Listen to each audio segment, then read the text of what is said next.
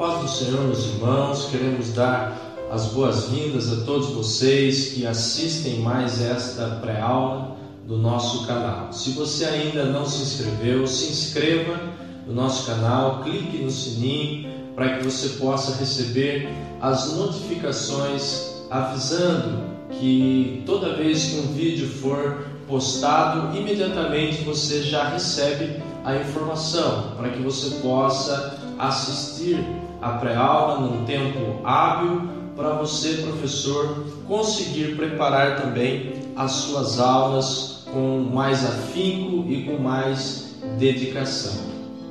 Nós queremos fazer menção aqui do primeiro seminário da Escola Bíblica Dominical, realizado pela nossa igreja, Assembleia de Deus, Ministério do Belém, em Pindamonhangaba. O seminário vai acontecer nos dias 14 e 21 de setembro, às 19 horas. O tema do nosso seminário ele está registrado em 2 Pedro, capítulo 3, versículo 18, parte A, e também na seguinte frase: a importância da escola bíblica dominical na formação do caráter cristão. É importante você fazer a sua inscrição, e as inscrições elas podem ser realizadas pelo e-mail. O e-mail é adpinda.secretaria@gmail.com. Estará conosco nestas duas oportunidades o pastor Fábio Segantin, no dia 14 de setembro, e no dia 21 de setembro, o evangelista Caramuru Afonso. Faça contato, faça a sua inscrição, faça a sua caravana com os irmãos da sua igreja, realize um grupo com os seus professores, com aqueles que aspiram à oportunidade de lecionar na Escola Bíblica Dominical, e venha abençoar e ser abençoado nesses 2 dias de grandes aprendizados com esses homens de Deus. Aguardamos a sua inscrição e cremos que este seminário vai ser um marco para a nossa igreja e também para a sua vida. Vamos entrar no conteúdo da nossa lição de número 7. O título é Fogo Estranho Diante de Deus. O objetivo geral da nossa lição é mostrar que o Deus Santo requer de seus obreiros uma postura igualmente santa, zelosa e de comprovada excelência. Os objetivos específicos da lição: primeiro, discutir os privilégios de Nadab e Abiú. Segundo, mostrar os perigos de se colocar fogo estranho no altar do Senhor. E terceiro, compreender o porquê do luto no santo ministério. A nossa lição ela está baseada no texto áureo em Levítico, capítulo 10 e o versículo 3, que diz assim: E disse Moisés a Arão: Isto é o que o Senhor falou, dizendo: Serei santificado naqueles que se cheguem a mim, e serei glorificado diante de todo o povo. Porém Arão calou-se. A verdade prática que está registrada na frase: o Deus Santo requer de seus obreiros uma postura igualmente santa, zelosa e de comprovada excelência, menos que isto é inaceitável. Meus irmãos, nós vamos trabalhar nesta lição, então, basicamente, este objetivo: mostrar que o Deus Santo requer de seus obreiros uma postura igualmente santa. Para iniciarmos a introdução de nossa aula, vamos iniciar dizendo que Deus, Ele é santo e exige santidade do seu povo, e também de todos aqueles que são chamados para o seu serviço, para o ministério. já sabemos que sem a santidade ninguém se aproxima de Deus ou consegue atrair a presença dele ou certamente ver a sua face. Existe um padrão de santidade para que a pessoa se achegue a Deus, coisa que Nadab e Abiú, dois personagens que vamos falar no decorrer desta missão, não atentaram para isso e ofertaram a Deus um incenso que não era puro. O incenso no altar ele só poderia ser aceso pelo sumo sacerdote, e no caso somente Arão poderia acender e não os seus filhos, porque eles eram apenas sacerdotes e não sumo sacerdotes. Mas os resultados dessa história ensinam que Deus não se deixa escarnecer, conforme Gálatas capítulo 5 e o versículo 7. Os privilégios que eles tinham também como sacerdotes não podiam permitir ou fazer com que eles deixassem de honrar a Deus com as suas vidas e também com a sua total dedicação à vocação que lhes cabia. Então nós vamos ver nesta missão quais são os privilégios que Nadab e Abiú possuíam, e vamos ver também alguns outros pontos importantes na vida desses dois homens. O tópico de número 1 fala sobre os privilégios de Nadab e Abiú. Em primeiro lugar, nós não vamos ter um êxito na nossa aula se não colocarmos para os nossos alunos, pelo menos nem que seja de uma forma muito rápida ou básica, quem foram Nadab e Abiú. Nós vamos ver na Bíblia que Nadab e Abiú, eles eram os dois primeiros dos 4 filhos que Arão teve. Arão teve 4 filhos, que eram Nadab, Abiú, Eleazar e Itamar. O que nós podemos entender da história desses filhos de Arão é que ambos nasceram no Egito, mas eles estavam no meio do povo que foi liberto do Egito e peregrinou no deserto. Isso já nos faz remeter o nosso pensamento à ideia de que tanto Nadab quanto Abiú, eles também tinham conhecimento das grandezas e maravilhas que Deus havia feito, abrindo o Mar Vermelho, mandando maná, sustentando o povo. Eles faziam parte dessa história. E eles eram filhos de Arão, escolhido para ser o sumo sacerdote, que é um dos pontos que vamos tratar nesta missão. Se a gente fosse pensar na lógica de hoje, do mundo de hoje, nós, quando olhássemos para a vida de Nadab e Abiú no início de seus ministérios, talvez poderíamos fazer um juízo de valor e, quem sabe, poderíamos dizer que esses dois moços, eles tinham tudo para estourar em Israel, porque eles eram detentores de um grande privilégio, que era ser sacerdote. O próprio Deus outorgou os decretos que estabeleciam regras para fazer parte do sacerdócio.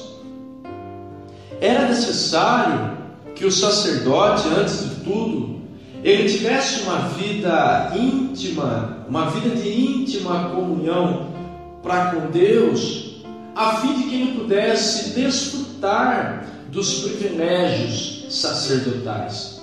Então, às vezes, a área ministerial, ela tem alguns privilégios, mas ela também tem responsabilidades, ou poderíamos pensar o oposto.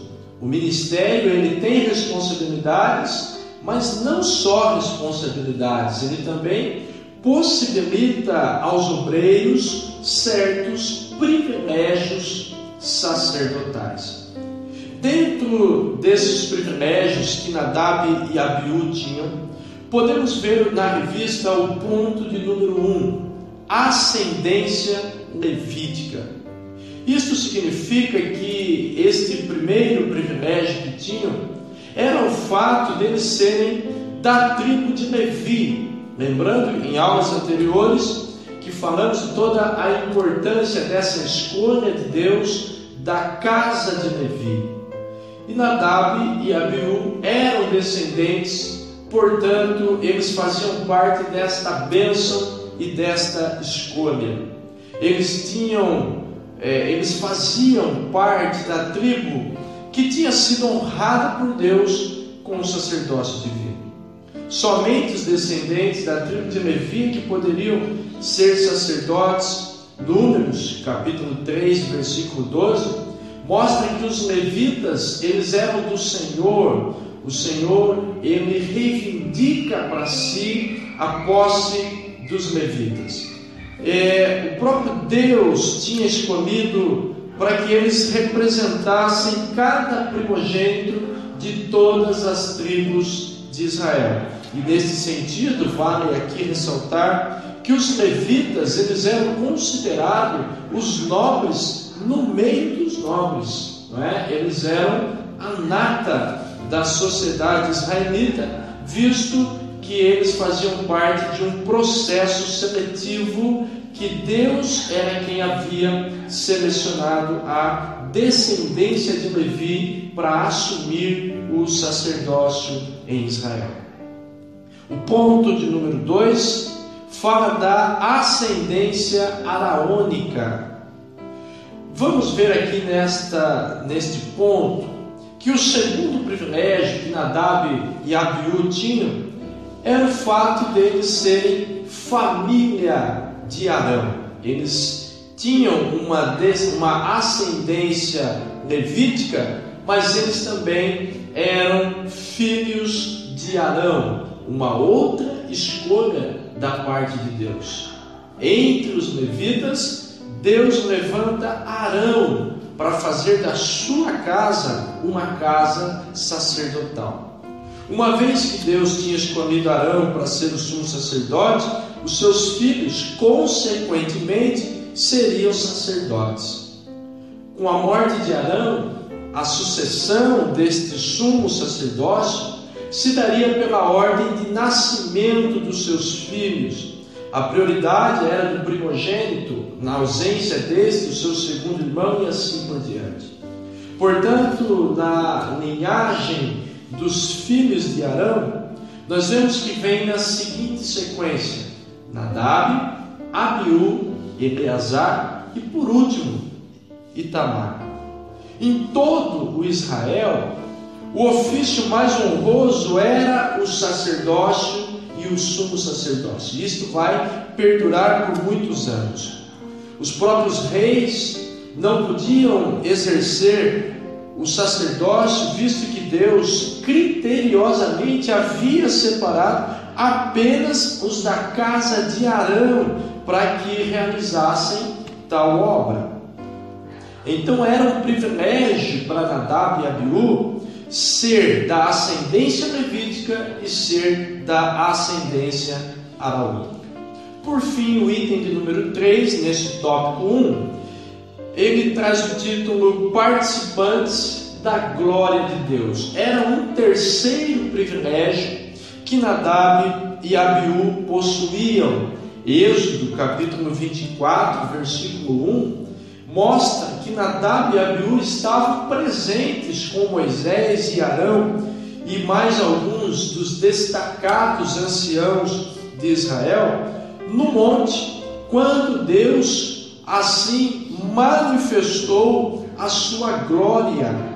Eles também eram testemunhas oculares do que Deus havia feito com a sua mão forte, libertando o povo do Egito e também cuidando desse povo minuciosamente em cada detalhe. Eles tiveram o privilégio de testemunhar o pacto que Deus havia estabelecido com seu povo por intermédio de Moisés, além de eles serem de uma ascendência levítica, uma ascendência araônica, ser da família escolhida para exercer o sacerdócio, Nadab e Abiú, eles tinham experimentado a glória de Deus, o poder de Deus, as maravilhas de Deus. Vamos agora entrar no tópico de número 2, que é inclusive o título de nossa lição: Fogo estranho no altar. Para que os alunos entendam o porquê esse episódio acontece, nós precisamos remeter a nossa sala ou a nossa classe, para que eles tenham em mente a figura do tabernáculo. Você pode levar para a sua sala de aula algum desenho, algum gráfico, um quadro, ou projetar algum slide de acordo com a sua possibilidade a respeito do tabernáculo, para que os alunos tenham uma compreensão visual do que acontecia no tabernáculo, para que posteriormente eles possam entender o episódio de o porquê Deus mata Nadab e Abiú dentro do santuário.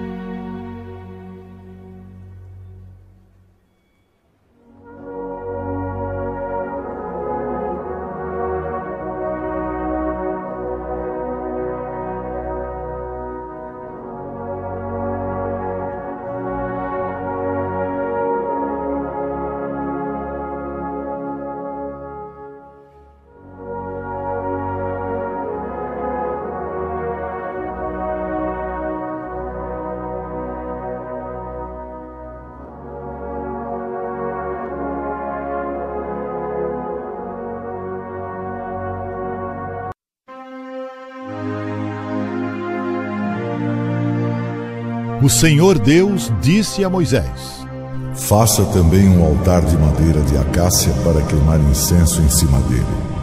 Esse altar será quadrado, medindo 45 centímetros por 90 de altura. Nos 4 cantos haverá pontas que formarão uma só peça com o altar. Revista de ouro puro a tampa, os 4 lados e as pontas, e ponha um remate de ouro em volta do altar. Debaixo do remate, em cada lado do altar, ponha 2 argolas de ouro, por onde passarão os varais com que se carregará o altar. Esses varais deverão ser feitos de madeira de acácia e revestidos de ouro. Ponha o altar do incenso no lugar santo, fora da cortina e diante da arca da aliança, onde está o propiciatório. Ali eu me encontrarei com você. De manhã, quando Arão for cuidar das lamparinas, ele deverá queimar incenso aromático. Ao anoitecer, quando for acender as lamparinas, ele deverá fazer a mesma coisa. Essa oferta de incenso continuará para sempre, de geração em geração. Nesse altar não ofereçam incenso comum, nem animais, nem cereais, e não derramem ofertas de vinho sobre ele. Uma vez por ano, Arão fará uma cerimônia de purificação do altar, pondo nas suas 4 pontas o sangue do animal sacrificado para tirar os pecados do povo. Isso deverá ser feito para sempre, uma vez por ano. Esse altar deverá ser completamente santo, separado para mim, o Senhor. Então nós precisamos dizer aos nossos alunos que no tabernáculo, em toda a sua construção, existiam 2 altares. Existia o altar do holocausto, que era um local aonde se fazia o sacrifício, aonde se matava os animais. O animal era colocado sobre este altar e o sacerdote era quem devia matar aquele animal, e em seguida aquele animal era consumido pelo fogo que havia no altar. Este é o primeiro altar que nós vamos ver no tabernáculo. Este altar do holocausto, ele ficava no pátio, na parte externa da tenda, e o seu fogo ficava aceso 24 horas por dia. Você pode conferir em Levítico capítulo 6, do versículo 8 ao versículo 13, que inclusive este último versículo é muito conhecido dos irmãos, que diz que o fogo arderá continuamente sobre o altar e não se apagará. Este fogo, ele tinha vindo do próprio Deus. É Deus quem manda o fogo de cima para baixo para acender aqui no altar do holocausto. Aos sacerdotes cabiam a manutenção deste fogo. Eles não podiam deixar que este fogo se apagasse, e para isso Levítico 6 traz algumas regras e algumas orientações.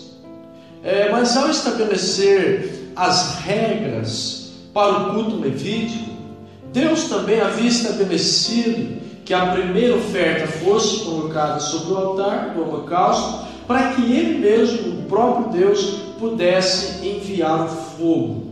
Os sacerdotes ficaram numa expectativa, porque eles tinham o altar, eles tinham a oferta, mas não tinha o fogo. Podemos fazer aí um paralelo com a história de Abraão e Isaque, quando lá eles tinham na verdade o altar, eles tinham na verdade o fogo, mas de alguma maneira eles não tinham a oferta. Abraão sabia o que era a oferta, mas Isaque faz aquele questionamento: papai, aonde está a oferta? Aonde está o cordeiro? E nós vamos ver aqui ainda nessa questão que no tabernáculo existia um segundo altar. Este era o altar do incenso. Este altar ficava no lugar santo, de frente para o véu que separava o santo dos santos. E neste altar eram queimados incensos, que eram perfumes, especiarias aromáticas, produzidos conforme uma receita que o próprio Deus havia estabelecido. Mas um detalhe: somente o sumo sacerdote é que poderia oferecer o incenso ao Senhor. E este incenso ele tinha que ser oferecido no incensário que era aceso também com o fogo do altar. Aquele fogo que tinha vindo de Deus para acender o altar do holocausto foi utilizado para acender o fogo no altar do incenso. E este fogo também tinha que ser mantido. O próprio incensário, ele era feito conforme os padrões que Deus tinha estabelecido também. E os sacerdotes, eles tinham que manter esse fogo aceso, mas com brasas específicas também, de acordo com as recomendações divinas. E o fogo enviado dos céus, ele precisava continuar aceso perpetuamente, desde que ele fosse mantido. Deus enviava o fogo, mas o fogo tinha que ser mantido. Dentro deste contexto, nós vamos ver o ponto de número 1 do tópico 2, que diz que Nadab e Abiú ignoraram a Deus. O fato de Nadab e Abiú adentrarem no lugar santo, e isso mostra que eles ignoraram a presença de Deus naquele lugar. Essa história está em Levítico capítulo 10. Você pode fazer a leitura, conferir os maiores detalhes dessa história, mas isto vai mostrar que eles ignoraram a presença de Deus. Deus se fazia presente em cada parte do tabernáculo, inclusive no meio do arraial do povo, porque Deus não estava restrito apenas ao Santo dos Santos, porque nós sabemos teologicamente que Deus ele é onipresente, Ele está em todos os lugares. A presença de Deus em qualquer ambiente não pode ser ignorada. Os dois irmãos, por algum motivo, eles quiseram fazer algo que era responsabilidade do seu pai e não deles. Há um grande perigo quando as pessoas querem fazer aquelas coisas que não lhes cabem. E no reino de Deus, Deus trabalha com responsabilidades, com autoridades, com hierarquias. Não podemos tomar a iniciativa de fazermos alguma coisa que não está ao nosso alcance, dentro daquilo pelo qual Deus nos chamou. O fato desses dois homens terem ignorado a presença de Deus lhes custou a vida, e nós vamos ver as consequências de se ignorar a glória, a presença e o poder de Deus. O item 2 fala da impaciência profana.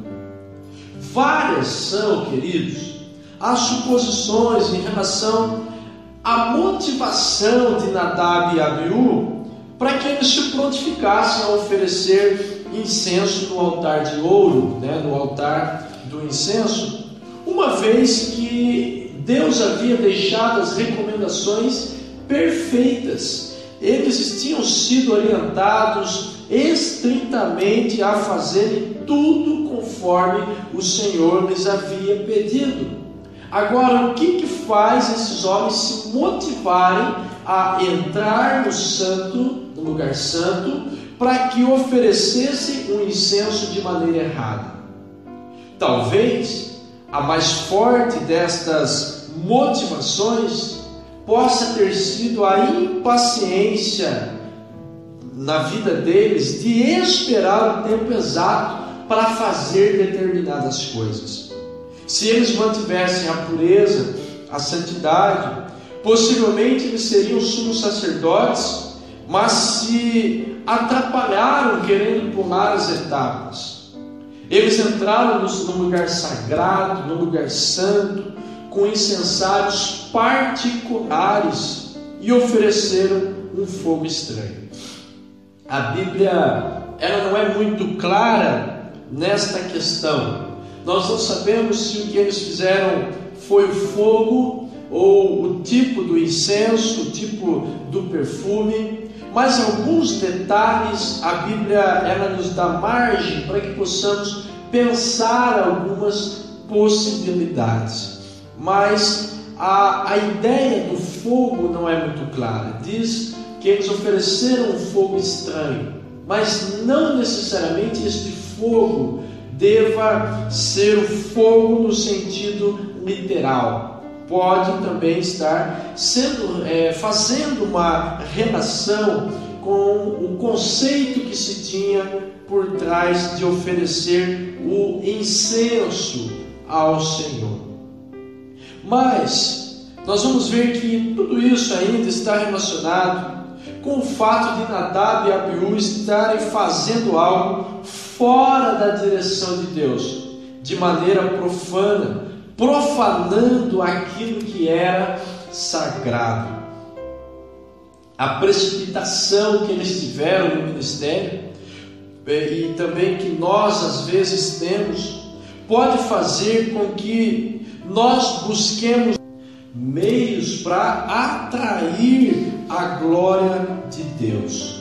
Tanto Nadab e Abiú eram instruídos minuciosamente sobre como se portar e o que podiam ou não fazer. Mas este episódio mostra que a negligência por parte desses dois moços pode ser também uma lição para as nossas vidas. O item 3 diz que eles apresentaram um fogo estranho ao Senhor. Para que Deus aceitasse a adoração do tabernáculo, o incensário deveria ser conforme os padrões que Deus tinha estabelecido.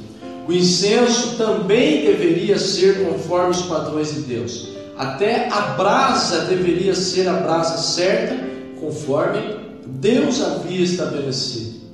O fato deles levarem um incensário particular e um incenso particular, isso nos mostra que talvez a brasa que levaram também era uma brasa não autorizada por Deus. Fizeram tudo de maneira inconsequente.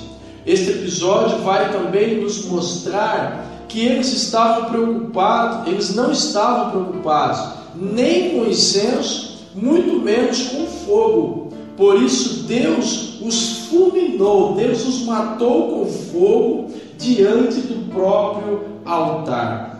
Aqui havia uma lição da parte de Deus, que a santidade não poderia ser profanada. Não importava quem estivesse profanando, Deus, pela sua santidade, precisava punir ou precisava tirar aqueles que se haviam profanado e estavam tentando profanar a adoração ao Senhor. O tópico de número 3 fala sobre o luto no santo ministério. Arão se viu, queridos, numa situação muito desconfortável, porque além de ele ser o sumo sacerdote da nação, ele era o pai de Nadab e Abiú. A tragédia, antes de atingir o povo, atingiu o coração do pai. Embora ele tinha perdido 2 dos seus 4 filhos, fulminados dentro do próprio lugar santo do tabernáculo, Arão foi proibido por Deus de viver um luto pela sua perda irreparável. E dentro deste contexto, nós vamos para os 3 últimos itens. O item de número 1, a morte de Nadab e Abiú. Talvez o principal motivo deles terem morrido como morreram seja o fato deles não terem levado em conta a santidade divina. Não entenderam que as suas funções no tabernáculo precisavam ser santas. Eles também quiseram fazer algo certo, porém da maneira errada. Ao invés de glorificarem a Deus, buscaram a própria glória. A adoração a Deus, ela tem um padrão. O que Deus estabelece gera vida. Quando o homem deturpa este padrão de Deus, o homem passa a conhecer a morte. A morte é o resultado da desobediência. Assim como aconteceu com Adão lá no jardim. Uma vez que ele buscava viver uma vida de retidão diante de Deus, Adão, ele conseguia viver dentro do padrão de santidade. Uma vez que Adão deu ouvidos ao pecado e conheceu o pecado, Adão passou a experimentar a morte. A morte, ela veio no Éden, e todo o sacrifício levítico era para tipificar o sacrifício de Cristo na cruz. E quando Cristo morreu na cruz, nós sabemos que ele venceu a morte. A morte foi vencida por Cristo, o inferno foi vencido por Cristo, Satanás foi vencido por Cristo. Então nós entendemos que para que tenhamos vida e uma vida abundante, é necessário que a igreja viva uma vida de santidade. O item 2 fala da remoção dos cadáveres. Deus não permitiu que Arão nem entrasse no lugar santo, mas determinou que 2 de seus primos, que eram Misael e Eusafã, eles entrassem para remover os cadáveres. Arão não poderia tocar nos cadáveres nem dos seus próprios filhos. Isso vai inferir no texto o tamanho da dor que Arão, como pai, estava sentindo. O item 3 fala sobre o luto. O luto é proibido. Embora Arão estivesse extremamente abatido com a tragédia, Deus os proibiu de viver o luto. Tanto Arão quanto seus 2 outros filhos, que eram Eleazar e Itamar, deveriam suportar a dor, porém com discrição. Se eles pranteassem, eles dariam margem para que o povo pensasse que a tragédia ela era vinda porque Deus era um Deus carrasco, um Deus maldoso, e que esse Deus mau não deveria ser seguido ou adorado por eles. Mas na verdade o padrão de santidade estava sendo reafirmado entre o povo. Toda ação aparentemente radical, ela serve para estabelecer o padrão pretendido. E a igreja de Cristo precisa entender que a igreja está acima de qualquer dor. E assim nós chegamos ao término e podemos concluir a nossa aula retomando aqueles nossos objetivos. Conseguimos discutir, no campo das ideias, os privilégios de Nadab e Abiú. Nós conseguimos mostrar aos nossos alunos os perigos de se colocar fogo estranho no altar do Senhor, lembrando que o fogo estranho está relacionado com elementos profanos que queremos inserir no sagrado. E por fim, será que conseguimos fazer com que os alunos compreendessem por que o luto no ministério sacerdotal ele não poderia ser vivido, ele não poderia de forma alguma ser expresso às pessoas, ao povo, que ele estava acontecendo? Se nós conseguimos fazer isso, nós chegamos ao final da lição com êxito. E para que tenhamos êxito nas nossas lições, nós precisamos nos ater a este padrão pedagógico que o autor da revista ele propôs para nós. Porque há professores que trazem outros recursos, talvez criam um novo esboço em cima do tema proposto, mas esquecem de passar para os seus alunos, e os alunos que têm a revista em mãos ficam perdidos. É importante sim trazer conteúdos, talvez extra revista, para enriquecer as aulas, mas não nos esqueçamos que um homem de Deus, usado por Deus, dedicou o seu tempo, dedicou as suas forças, dedicou o seu intelecto para que pudesse deixar esta revista para nós de uma forma muito pedagógica e muito simples. Então, que as nossas aulas elas sejam enriquecidas quando nós conseguirmos chegar ao final da nossa missão atendendo a todos os objetivos propostos. Queridos, que Deus abençoe a vida de cada um de vocês e até a nossa próxima aula, se Deus assim nos permitir.